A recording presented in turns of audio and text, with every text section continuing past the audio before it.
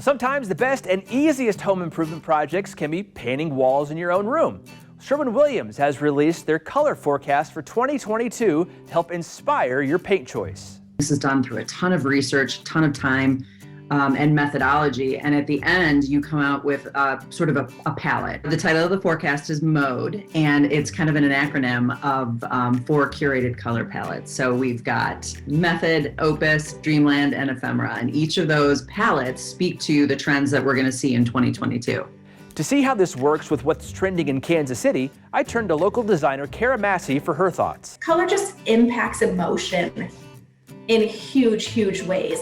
So it's not surprising to me at all when I opened up the color forecast for Sherwin-Williams for 2022 to find a lot of very serene colors that are feeling very comforting and very warm, because given what we've all been going through in the last 12 months, I would have kind of expected to see that.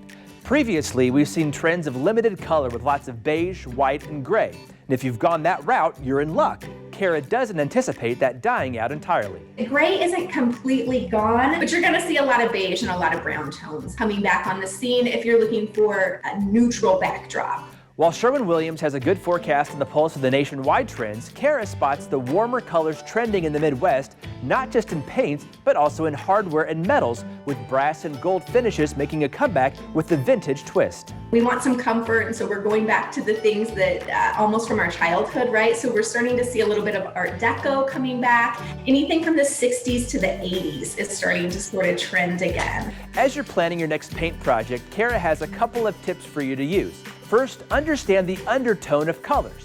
Now, if you're like me and you don't know what that means, go to the paint store and look at the paint palettes. Their color experts have already expertly matched colors. So if you don't want an entire house of builder grade beige and you want to add in a few other colors, look at the colors that they have placed with that, and you'll be sure that the undertones are going to work well together.